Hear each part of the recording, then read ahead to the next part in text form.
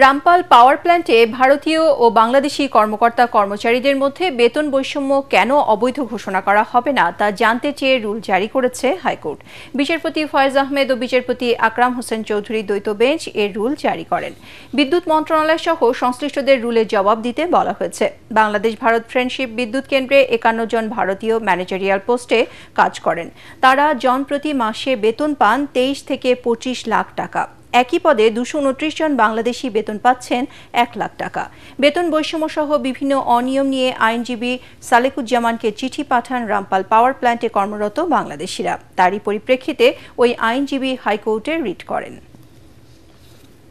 Policy 18 বাংলাদেশের পার্টির যে এমপ্লয়িগুলো আছেন তারা কিন্তু বুয়েটের বিভিন্ন ভালো ভালো ইউনিভার্সিটির ইঞ্জিনিয়ার, তারা এখানে কাজ করছেন। তারা সর্বসাকুল্যে প্রতি মাসে 1 লাখ টাকাও ড্র করতে পারছেন না।